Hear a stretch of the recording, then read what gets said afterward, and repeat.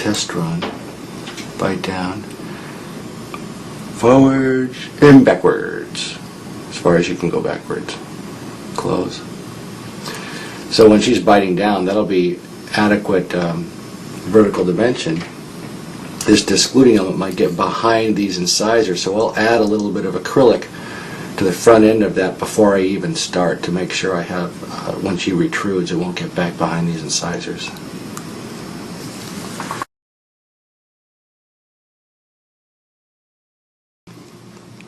But this device here has been, I have pre-sculpted it.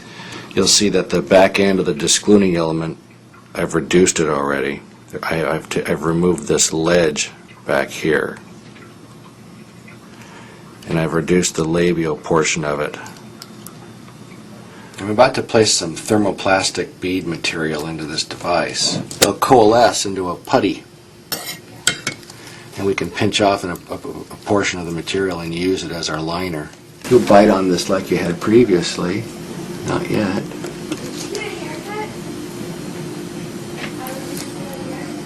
Go forward and bite on it. Other way. Bite down. The material will become more and more opaque as it cools. And we'll just lift it out once it gets much closer to a white cup. We'll just modify this discluding element.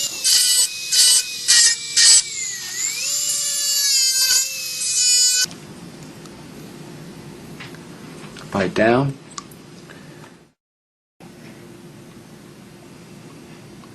And we want to make sure this canine doesn't touch anything. We're doing all right here. Now go way far the other side. Does it hurt to do that? Mm-hmm. Now go back to the middle.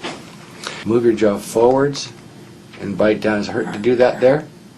Now pull it back in. And does it hurt less to do it that way? Mm-hmm. Now don't use your hands, but try to take it out.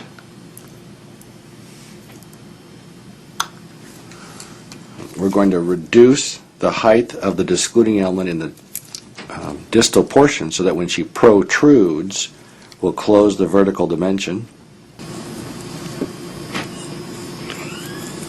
Okay, bite down. Slide your jaw forwards. Hurt differently? Hurt the same? Okay, go. Slide your jaw backwards. Does it hurt? And squeeze, does that bother you? Now slide forwards, and that hurts. So we still have considerable vertical opening posteriorly in that protrusive clench. So we'll reduce the distal aspect of the DE still further. Okay, open up. Oh, try to take it out without using your hands. Can't. So we've removed the bulk here so her lip can't push the device out.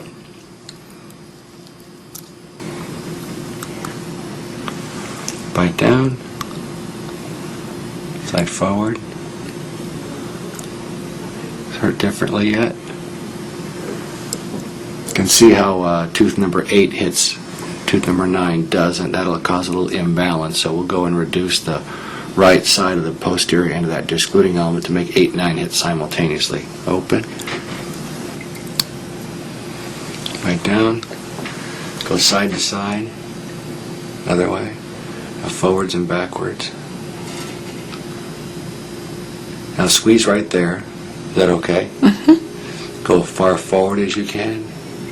Is that better than the first time we tried it? Yes. Does it hurt to do that? No. Go.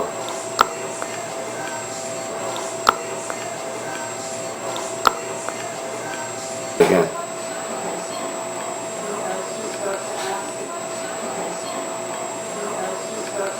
Again. Look laterally. How the discluding element tends to almost dive straight down. But when the patient bites down, go ahead and close, and goes forward, go like this. It keeps her about, if we could reduce the discluding element still further, we would, but she's reporting that this doesn't bother her, so we'll leave it like that.